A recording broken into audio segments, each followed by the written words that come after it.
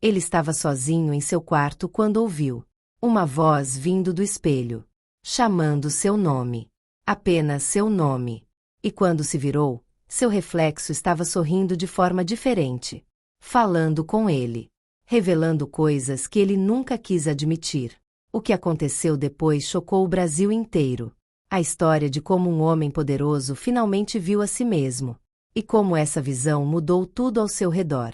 Quer descobrir o que o espelho revelou? Mas antes, me deixa uma coisa: de qual cidade você está assistindo esse vídeo agora? Comenta aí pra mim. Pode ser em português, pode ser criativo, mas eu quero saber onde você tá.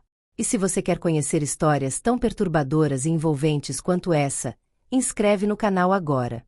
É rapidinho, não custa nada, e você fica por dentro de todos os nossos conteúdos incríveis. Vem comigo desvendar os mistérios do espelho que chamou Bolsonaro. Era uma terça-feira comum, ou pelo menos assim começou. Jair Bolsonaro estava em seus aposentos privados no Palácio da Alvorada, naquele período posterior ao fim de seu mandato presidencial, quando sua vida havia adquirido uma qualidade peculiar. A de um homem que havia sido o centro do poder e agora navegava por um mundo que parecia estar se reorganizando sem sua permissão. Ele se havia retirado para seu quarto para trocar de roupa antes de um almoço com apoiadores. Era um evento trivial em uma série interminável de eventos triviais que preenchiam seus dias. Bolsonaro estava diante do grande espelho de corpo inteiro que ocupava uma parede de seu quarto. Era um espelho antigo, uma peça de herança que havia acompanhado a residência presidencial durante gestões anteriores. Ele estudava seu reflexo com aquele ceticismo característico, observando como o tempo e a pressão política haviam moldado seu rosto em uma paisagem de rugas profundas e uma mandíbula ainda desafiante. Ele era um homem que havia construído sua identidade em torno da virilidade, da força, da capacidade de não recuar. E ainda que seus olhos revelassem uma fadiga que nenhuma sessão de exercícios poderia disfarçar, ele mantinha a postura ereto. Foi quando ouviu, ou acreditava ter ouvido, uma voz que parecia vir do próprio espelho, como se alguém estivesse sussurrando através do vidro, atravessando as camadas de prata que criavam o reflexo. A voz era baixa, destituída de qualquer sotaque identificável, fluindo em português com uma clareza hipnotizante. Jair. Apenas isso. Seu primeiro nome. Não presidente Bolsonaro, não senhor Bolsonaro, não uma das alcunhas que seus apoiadores ou detratores usavam. Apenas Jair, como se alguém que o conhecesse intimamente estivesse sussurrando em seu ouvido através de um portal de vidro. Bolsonaro recuou automaticamente, seu corpo mobilizado por um instinto de defesa que nenhuma quantidade de cargos públicos havia conseguido apagar. Ele havia crescido na tradição militar, havia sido treinado para identificar ameaças, para reagir com vigilância. E isso era uma ameaça, ou pelo menos uma anomalia que demandava investigação. Ele se virou rapidamente para ver se havia alguém no quarto atrás dele. Nada. As portas estavam fechadas. As janelas trancadas. Ele estava sozinho, ou pelo menos assim deveria ser. Mas quando se virou novamente para o espelho, viu algo que o fez prender a respiração. Seu reflexo estava sorrindo. Não um sorriso congelado, não uma distorção da luz. Um sorriso vivo, genuíno, que se transformava enquanto ele observava. E o reflexo abriu a boca, e a voz veio novamente, ligeiramente mais alta desta vez, com uma qualidade de urgência. Você precisa me ouvir. Bolsonaro sentia seu coração acelerado. Sua primeira reação foi chamar os seguranças. Sua segunda reação foi verificar se estava tendo algum tipo de episódio médico. Mas houve uma terceira reação, uma que o surpreendeu, a de ficar. De permanecer diante do espelho. De escutar. Não era medo, exatamente. Era fascínio, misturado com uma curiosidade que ele havia passado a vida tentando suprimir em favor de ação e certeza. O que você quer? Perguntou ele em voz baixa, endereçando-se ao espelho como um homem fala a um correspondente que ele sabe estar do outro lado de uma linha telefônica. Quero que você entenda, respondeu o reflexo, e agora as palavras vinham em um fluxo constante, que tudo que você construiu, tudo que você acredita ser, é apenas a metade de uma história. E a outra metade está esperando para ser contada. Quem é você? Perguntou Bolsonaro, sua voz adquirindo uma dureza que havia caracterizado seus discursos políticos. Sou você, respondeu o espelho. Ou pelo menos, Sou a parte de você que você nunca permitiu emergir. Sou o homem que você poderia ter sido se tivesse feito escolhas diferentes. E estou aqui porque é hora. Naquele momento, Bolsonaro poderia ter chamado os médicos. Poderia ter relatado aos seus assessores que havia experimentado uma alucinação. Poderia ter racionalizando tudo como fadiga, como resultado de meses de pressão política e incerteza. Mas em vez disso, ele fez algo que ninguém que o conhecesse de verdade esperaria. Ele se sentou na beira da cama e começou a chorar. Não soluços dramáticos, não um colapso emocional espetacular, mas apenas lágrimas silenciosas que escorriam por suas bochechas enquanto ele olhava fixamente para o homem no espelho que afirmava ser uma versão alternativa de si mesmo. As visitas do espelho se tornaram rotina. A princípio, Bolsonaro manteve os encontros em segredo, nem sequer mencionou para sua esposa Michele. Mais tarde, após a terceira visita, percebeu que o segredo era se tornando insuportável. Ele a chamou em seu quarto, com o espelho estrategicamente posicionado, e esperou pelo sussurro que agora reconhecia como a marca do encontro. Quando veio, Jair, ele se virou para Michele e viu a confusão em seu rosto. Você escutou? Perguntou ela. Escutei algo, respondeu ela, hesitantemente. Parecia vir de longe. Como? Uma voz atravessando água. Aquela confirmação foi importante. Significava que Bolsonaro não estava tendo alucinações. Significava que aquilo era real, ou pelo menos real o suficiente para ser percebido por mais de uma pessoa. Ela trouxe um padre, o qual examinou o espelho com ceticismo profissional antes de admitir que não havia nada de natureza satânica no objeto. A voz continuou vindo. E, eventualmente, Bolsonaro perguntou a pergunta que o atormentava desde o início. Por que você existe? Porque estou vendo uma versão alternativa de mim mesmo em um espelho. O reflexo respondeu. Você já ouviu falar sobre os muitos mundos? Sobre a ideia de que cada decisão que tomamos cria uma bifurcação, um universo alternativo onde você fez a escolha oposta? Eu sou aquele Bolsonaro. Sou o homem que você seria se tivesse seguido um caminho diferente. Qual caminho? Perguntou Bolsonaro. Todos os caminhos, respondeu o reflexo. Sou aquele Bolsonaro que recusou a entrada na política, que permaneceu no exército e se tornou um pensador, um filósofo das questões militares em vez de seu instrumento. Sou o Bolsonaro que nunca foi eleito, que nunca teve poder, que nunca prejudicou ou ajudou milhões através de suas políticas. E estou aqui para te mostrar algo que você sempre soube, mas que nunca permitiu admitir para si mesmo. O quê? Perguntou Bolsonaro, com uma voz que soava menor, mais vulnerável, do que qualquer um que o conhecesse jamais havia ouvido. Que você tem arrependimento, disse o espelho simplesmente. Arrependimento profundo, raiz, sobre as consequências de suas ações. Sobre as pessoas que foram feridas por suas políticas de saúde durante a pandemia. Sobre os indígenas cujas terras foram devastadas sob seu governo. Sobre as instituições democráticas que você enfraqueceu quando foi presidente. Você construiu uma identidade em torno da negação dessa culpa, em torno de uma invulnerabilidade performativa. Mas aqui, comigo, você não pode negar, porque estou olhando para sua verdadeira face. Bolsonaro levantou-se e se afastou do espelho, mas seus passos o levaram novamente de volta. Se você é tudo isso, perguntou, então você é melhor do que eu. Não, respondeu o reflexo. Eu sou apenas diferente. Eu não carrego o peso de ter sido responsável pela morte potencial de centenas de milhares de pessoas através da negação de uma pandemia. Mas eu carrego meu próprio peso, o peso de uma vida sem impacto, sem legado, sem ter lutado por nada que valesse a pena. Ambos somos incompletos. Você tem o poder, mas não tem a culpa sob controle. Eu tenho a inocência, mas não tenho a significância. Então por que você está aqui? Perguntou Bolsonaro. Para me atormentar? Para me fazer confrontar coisas que não quero confrontar? Estou aqui para que você possa ser completo, respondeu o espelho. Para que você não morra como está, dividido, em guerra consigo mesmo, ferindo outras pessoas através de sua negação. Há tempo para a redenção, Jair. Mas apenas se você estiver disposto a olhar para o homem que realmente é. Nos dias que se seguiram, Bolsonaro se comportava como alguém que havia sido acordado de um longo sono. Ele se tornou taciturno, contemplativo.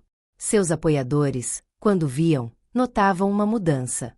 Não era que ele tivesse subitamente se tornado amável ou progressista, suas convicções políticas fundamentais permaneciam.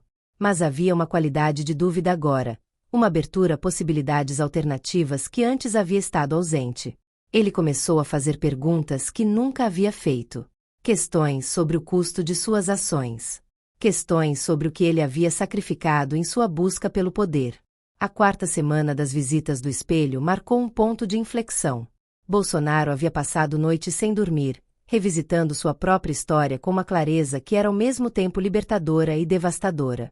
Ele havia conseguido, através de pura força de vontade, manter a maior parte de suas atividades políticas normalmente.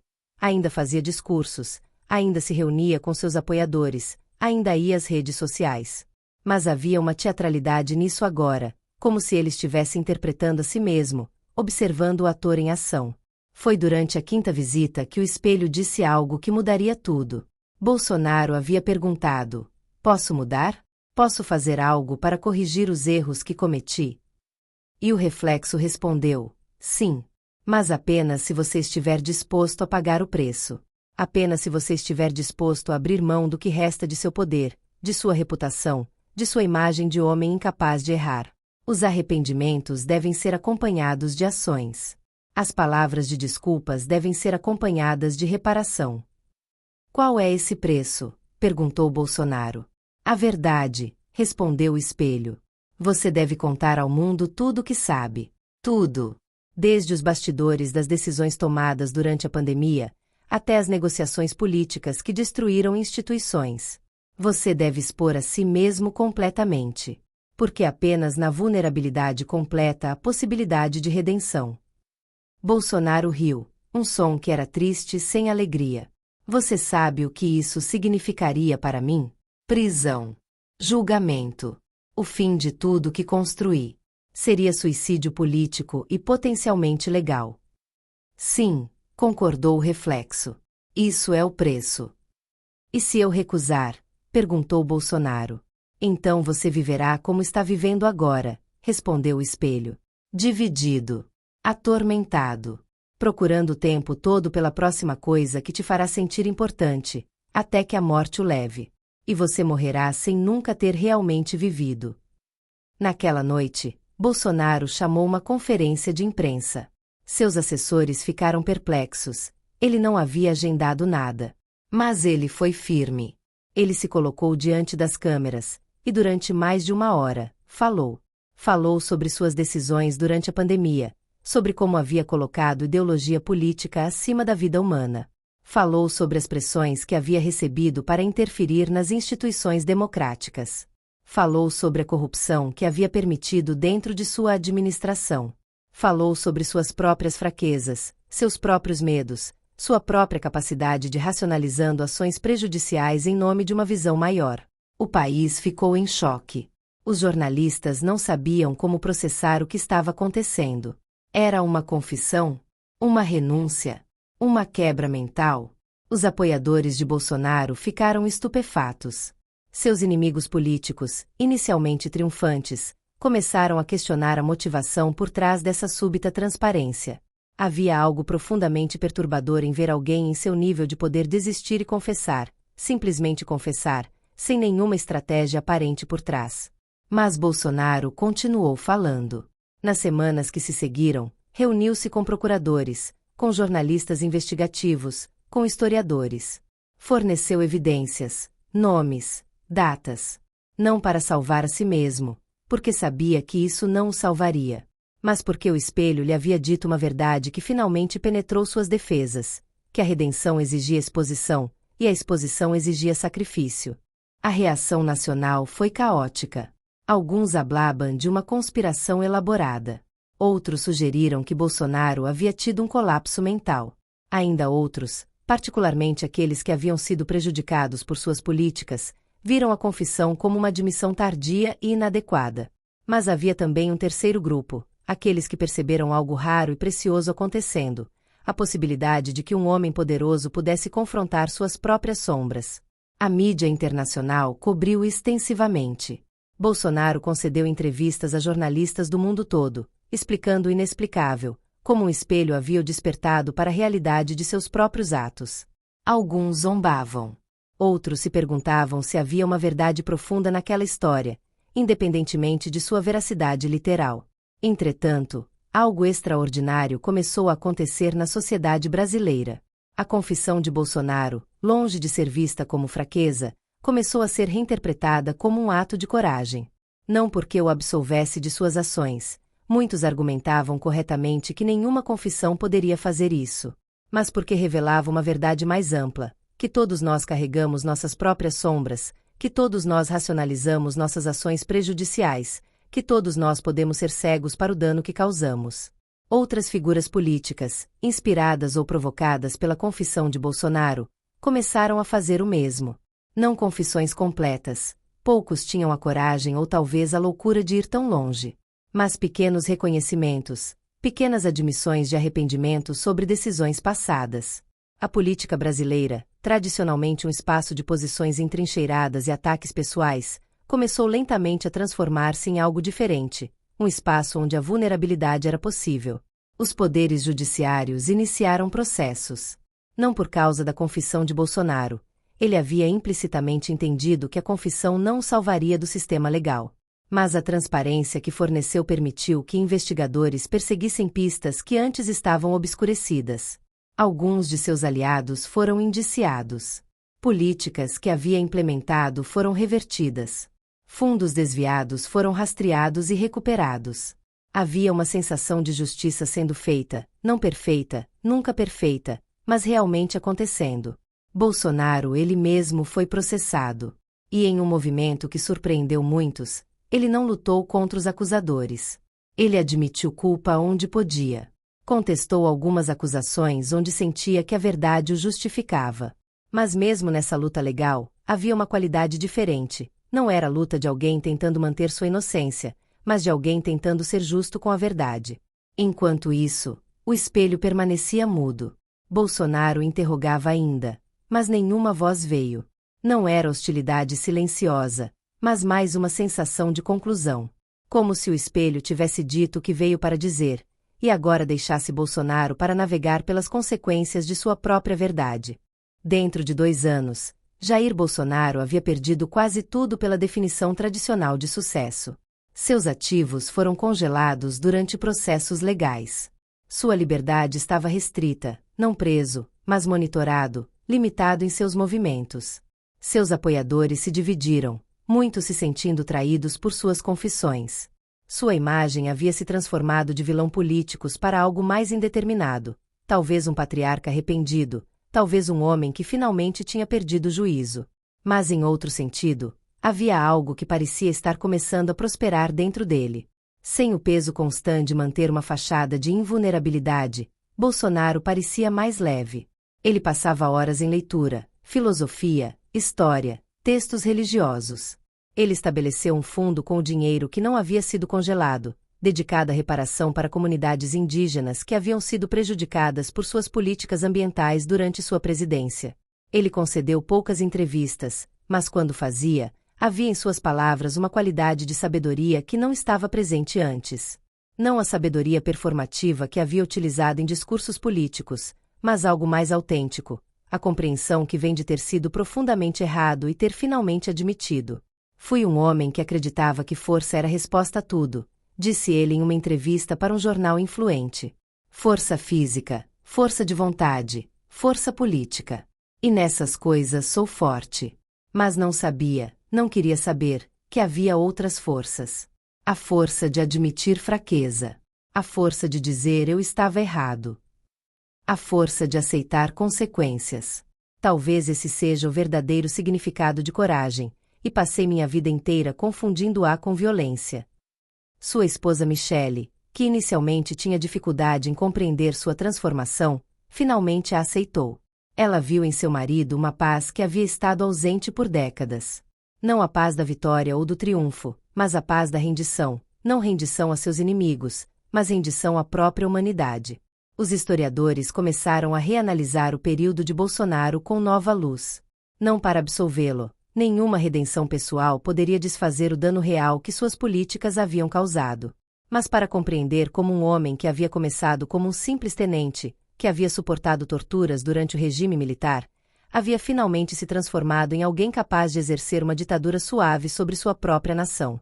E como havia finalmente despertado para essa realidade. Havia debates apaixonados sobre se sua confissão era genuína ou manipulação final. Havia questionamentos sobre se sua transformação era real ou teatro. Mas havia também a possibilidade mais perturbadora, que em sua total contradição, em sua capacidade de ser completamente errado e depois completamente honesto sobre isso, Bolsonaro havia se tornado mais humano do que havia sido em décadas. Não melhor. A humanidade é moralmente neutra. Mas mais real, mais autêntico, menos assolado pela necessidade de estar certo. 2 anos e meio após sua primeira confissão, Bolsonaro estava em sua casa, agora significativamente reduzida em tamanho e luxo. Ele não havia recebido uma pena de prisão, mas seus processos ainda estavam em andamento, com consequências ainda incertas.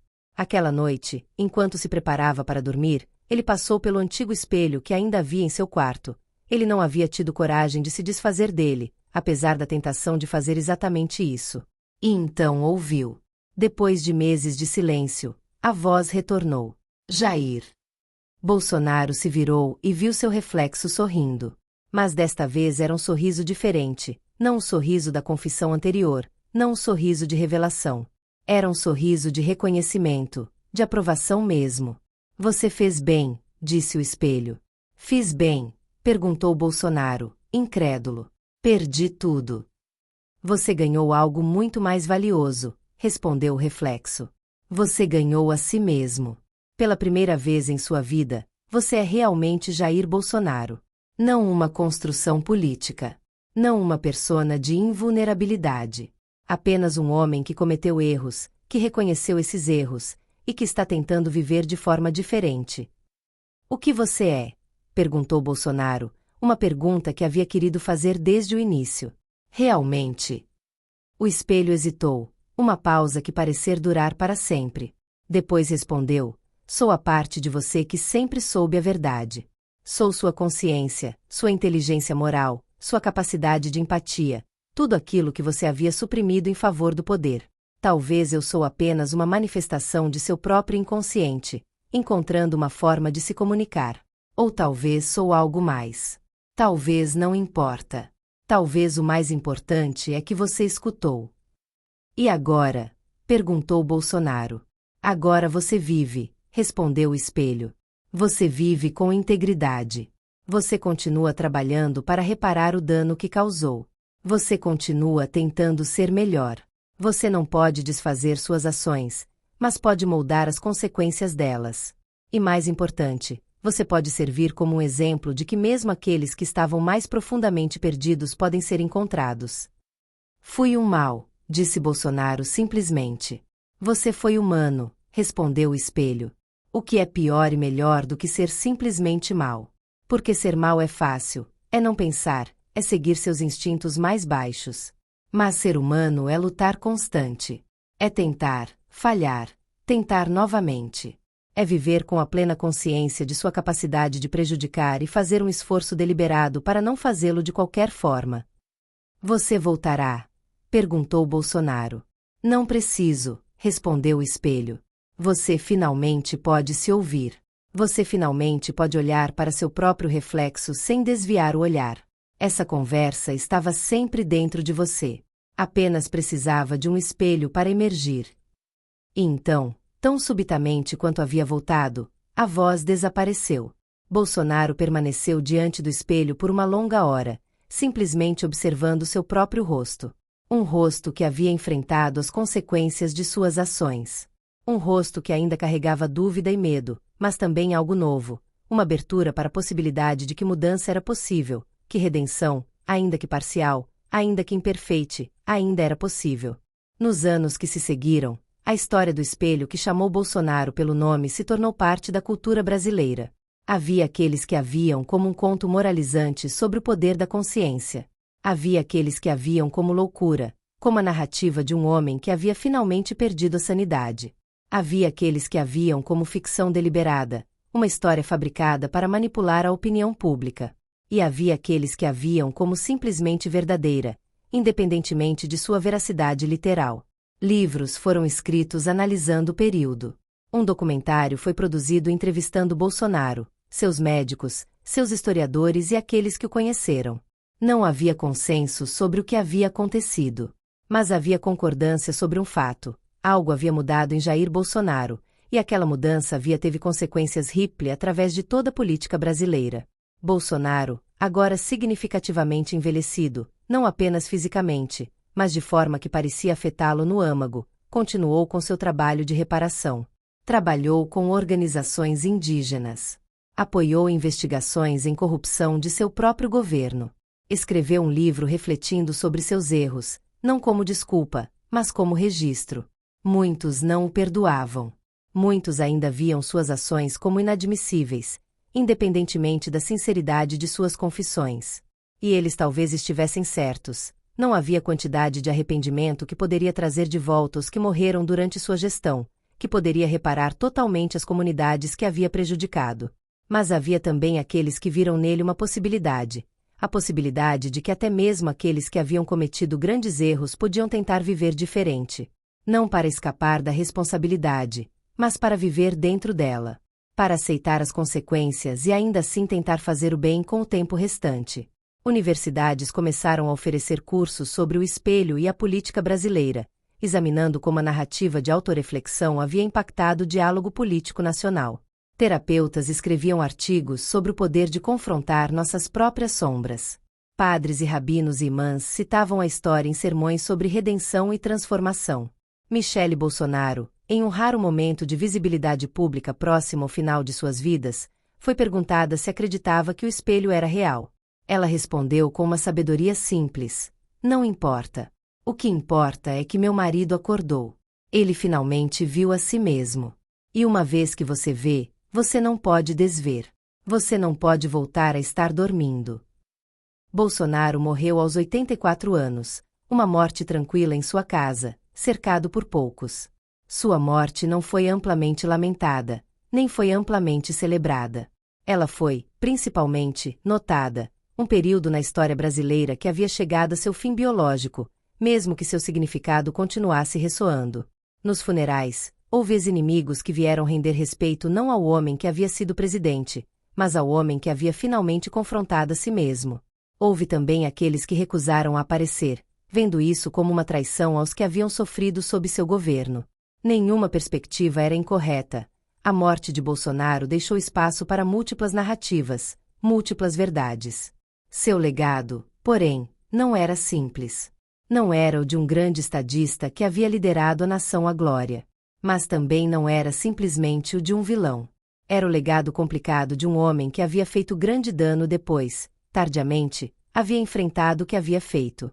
Era o legado de alguém que havia demonstrado, para melhor ou pior, que transformação era possível, não completa, não sem cicatrizes, não sem deixar danos não reparáveis. Mas possível. O espelho permaneceu onde estava, herdado por seus filhos. Ninguém mais ouviu vozes dele. Mas tornou-se um símbolo, de autorreflexão, de confrontação com a própria sombra, de possibilidade de mudança. Pessoas vinham pedir para o ver, como se fossem em peregrinação a um local sagrado. E talvez aquele fosse seu maior significado final. Não como objeto sobrenatural, não como manifestação da verdade, mas como símbolo do que é possível quando finalmente nos permitimos ver a nós mesmos totalmente, sem máscaras, sem racionalizações, sem as defesas que construímos para proteger nossas egos frágeis. Quando finalmente conseguimos olhar para nosso próprio reflexo e dizer a verdade sobre o que vemos. Décadas depois, historiadores continuariam a debater se o espelho era real ou simbólico. Mas essa discussão perdia importância comparada com a pergunta mais importante: se o espelho pudesse chamar por você, pelo seu verdadeiro nome, o que revelaria? Qual é a parte de você que você não permitiu emergir? E quando finalmente encarar essa verdade, você terá a coragem que Jair Bolsonaro finalmente descobriu. A coragem de mudar, não apesar das consequências, mas por causa delas. Essa é a verdadeira história do espelho. Não é sobre um homem específico. É sobre todos nós. É sobre o poder aterrador e maravilhoso de nos vermos de verdade, e o que fazemos com essa visão.